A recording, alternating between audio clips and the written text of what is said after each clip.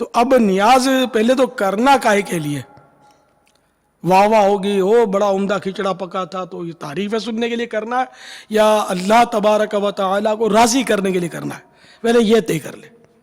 اب اگر اللہ تعالیٰ کو راضی کرنے کے لیے کرنا ہے کہ یہ نیاز کرنا ظاہر ہے فی نفس ہی تو کار ثواب ہے، اب اس میں موانع شرعیہ داخل ہو جائیں گے تو پھر مسئلہ بڑا گڑبڑ ہو جائے گی۔ تو اب ایک امر مستحب ہے، ایک نیک کام ہے، اگر نیاز آپ زندگی بھر نہیں کرتے گناہ گار نہیں ہیں، جبکہ اس کو ناجائز نہیں سمجھتے۔ ناجائز سمجھیں گے تو گناہ گار ہوں گے کہ یہ ایک شریعت پر افترا ہوگا، آپ کا شریعت پر تہمت ہوگی۔ جس کو اللہ اور رسول نے ناجائز نہیں کہا، آپ اس کو ناجائز کیوں کہتے ہیں؟ نہیں کھاتا آدمی، اگر نہیں موقع ملا نہیں کھایا تو ٹھیک ہے، اس سے نفرت کر کے نہیں کھایا تو پھر پھنسے گا کہ نفرت کیوں کی اس سے۔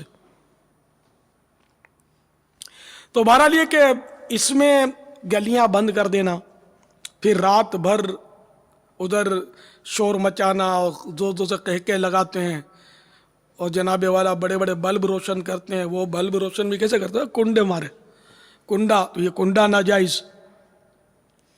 پھر کیسیٹیں چلاتے ہیں اور ساری رات اتنا شور، بھئی ٹھیک ہے نعت شریف بجاتے ہو، لیکن تو پتہ ہے کہ تلاوت بھی زور سے نہیں کر سکتے جبکہ کسی کی نیند میں خلل پڑ رہا ہے۔ نہ تلاوت کر سکتے ہیں، نہ ذکر و اذکار کر سکتے ہیں، نہ نعت شریف پڑھ سکتے ہیں، نہ منقبت پڑھ سکتے ہیں، جس سے لوگوں کو تکلیف ہو، کسی کی نیند خراب ہو، کسی کی عبادت میں خلل ہو، کوئی نماز پڑھتا ہے اس کو تکلیف ہو، تو زور سے تلاوت بھی جہاں منع ہے تو وہاں یہ آپ کا مطلب یہ نہیں کہ اس طرح نیاز کرنا کیسے، مطلب انہیں اس کی اجازت ملے گی؟ تو اب نیاز بے شک کریں، جتنا کرتے ہیں اس سے اللہ تعالیٰ آپ کو اور دے، 10 دے گے۔ اگر عاشورے کی نسبت سے کرتے ہیں اللہ اتنا دے کہ آپ 110 دے گے، کریں اور برکت دے اللہ تعالیٰ۔ لیکن اس کو کسی کو بھی تکلیف نہ ہو، چندہ بھی جب کریں تو چندہ بھی کرنے کا جو انداز آج کل دیکھا گیا ہے، جس طرح مطلب اڑی کر کے وہ اگلے کو بلیک میل کر کے چندہ لیا جاتا ہے، یعنی جب تک وہ نہیں دے گا نہیں ٹلیں گے، اور اگلا جو ہے وہ بیزار ہو کر یا چندہ مانگنے والے کے شر سے بچنے کے لیے دیتا ہے۔ اب چونکہ اس کو نہیں دے رہا اس لیے شاید یہ رشوت کی تعریف میں نہیں آئے گا، ورنہ تو رشوت کی تعریف میں بھی وہ آ جاتا کہ اگر اسی کو دے رہا ہے تو اس لیے وہ چندہ مانگنا جائز ہے، لیکن اس طرح کے اس میں نہ اپنی عزت خراب ہو۔ ذرا آپ ضد کریں گے، اڑی کریں گے، دادا گیری کریں گے، آپ کی عزت خراب ہوگی، اس پر آپ کا امپریشن خراب پڑے گا۔ وہ آپ کے شر سے بچنے کے لیے بیچارہ دے گا تو اس نے کیا چندہ دیا اور کیا اس کی عقیدت اور کیا آپ کو ملے گا ثواب۔ یہ تو سب گناہ بھرا ہی سلسلہ۔ اس طرح آج کل ایک تعداد ہے جو کرتی ہے، جس طرح چندہ لیتی ہے، مجھے پتہ ہے، آپ کو بھی پتہ ہے، یہ سارے تماشے آپ نے بھی دیکھے ہوں گے، میں نے بھی دیکھے۔ حضرت شاہ عبد الرحیم علیہ رحمۃ اللہ الکریم، یہ شاہ ولی اللہ محدث دہلوی علیہ رحمۃ اللہ القوی کے والد صاحب تھے۔ یہ ہر سال جشن ولادت کے موقع پر نیاز کرتے تھے۔ خود فرماتے ہیں کہ ایک بار میرے پاس کچھ بھی نہیں تھا۔ یہ انفاس العارفین میں شاہ ولی اللہ صاحب نے اپنے والد صاحب کا یہ واقعہ نقل کیا ہے، بارگاہ رسالت میں نظر کرتے تھے۔ ایک بار ان کے پاس سوائے بھنے چنے کے، بھنے چنوں کے کچھ بھی نہیں تھا۔ بھنے ہوئے چنے جس کو ہم میمن لوگ دالیے بولتے ہیں، غالباً یہ وہی ہے بھنے ہوئے چنے، بھنے ہوئے چنوں کے سوا کچھ نہیں تھا۔ تو انہوں نے انہی بھنے ہوئے چنوں پر فاتحہ پڑھ دی اور سرکار صلی اللہ علیہ وسلم کا اصالہ ثواب کر دیا، نیاز کر دیا۔ عوام کے لیے جب ہم کریں نا یہ اصالہ ثواب تو اس کھانے کو فاتحہ بولتے ہیں، اور بزرگوں کے لیے کریں تو اس کو نیاز اور نظر بولتے ہیں۔ بات ایک ہی ہے، مقصد اصالہ ثواب ہے، وہ نام میں یہ، جیسے کہ کوئی عام چھوٹا فرد آئے گا تو بیٹھو، کوئی بڑا آئے گا آئیے تشریف رکھیے، بات تو ایک ہی ہے، دونوں ہی بیٹھیں گے، لیکن الفاظ میں تھوڑا سا فرق ہو گیا۔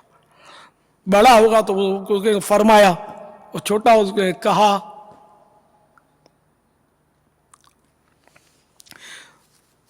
تو یہاں یعنی انہوں نے چنے جو تھے بارگاہ رسالت میں نظر کی ہے، ایصال ثواب کیا، رات سوئے،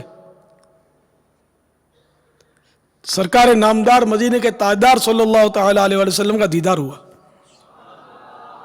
اور وہی چنے سرکار صلی اللہ تعالی علیہ وسلم کے پاس رکھے ہوئے، खिदमत में हाजिर हैं और सरकार सल्लल्लाहु ताला अलैहि वसल्लम मुस्कुरा रहे हैं।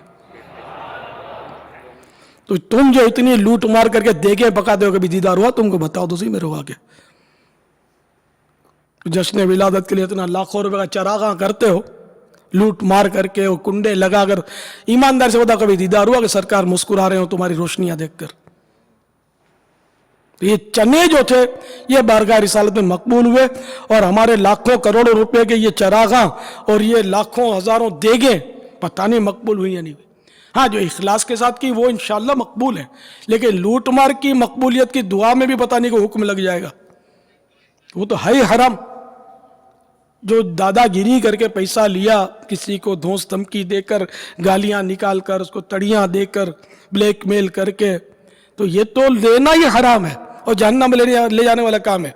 इससे भला नियाज करना कब जायज हो जाएगा और इसका खाना कब जायज होगा?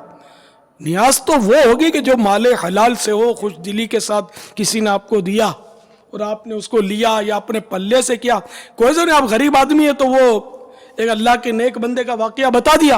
अगर आप गरीब हैं, मिस्कीन हैं, खर्चा नहीं कर सकते, पैसे नहीं है, तो अव्वल तो नियाज करना कोई फर्ज वाजिब नहीं है। करें तो सवाब है, ना करें तो कोई गुनाह नहीं है।